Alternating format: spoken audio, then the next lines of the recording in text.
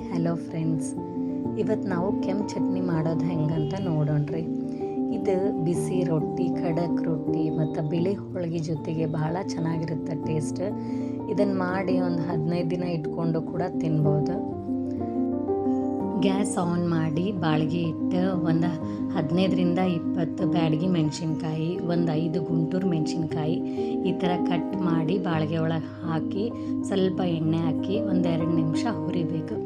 ಹುರಿದ ಮೇಲೆ ಸ್ವಲ್ಪ ಆರಕ್ಕೆ ಬಿಟ್ಟು ಅದನ್ನು ಮಿಕ್ಸಿ ಒಳಗೆ ಹಾಕ್ಕೊಂಡು ಈ ಥರ ನುಣ್ಣಗೆ ಪೌಡರ್ ಮಾಡ್ಕೋಬೇಕು. ಈ ಥರ ಪೌಡರ್ ಮಾಡ್ಕೊಳೋದ್ರಿಂದ ಚಟ್ನಿ ಒಳಗೆ ಬೀಜ ಸಿಗೋಲ್ಲ, ಚಟ್ನಿ ಕೂಡ ಟೇಸ್ಟ್ ಆಗುತ್ತೆ. ಆಮೇಲೆ ಇನ್ನೊಂದು ಬಾಳಿಗೆ ತೊಗೊಂಡು ಉದ್ದುದ್ದಕ್ಕೆ 2 ಈರುಳ್ಳಿ ಹೆಚ್ಕೊಂಡು ಒಂದಿಷ್ಟು ಬೆಳ್ಳುಳ್ಳಿ ಎಸಳುಗಳು, ಕರಿಬೇವು ಹಾಕ್ಕೊಂಡು ಒಂದು 3-4 ಸ್ಪೂನ್ ಎಣ್ಣೆ ಹಾಕ್ಕೊಂಡು ನಿಧಾನ ಉರಿ ಒಳಗೆ ಒಂದು 5 ನಿಮಿಷ ಅಂದರೆ ಗೋಲ್ಡನ್ ಬ್ರೌನ್ ಕಲರ್ ಬರೋವರೆಗೂ ಈರುಳ್ಳಿನ ಹುರ್ಕೋಬೇಕು.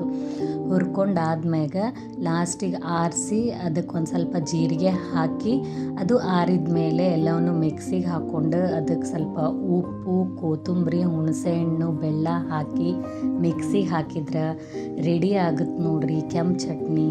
ಇದು ಮೊಸರು ಜೊತೆನೂ ತಿನ್ಬೋದು, ತುಪ್ಪ ಜೊತೆಗೂ ತಿನ್ಬೋದು ರೀ.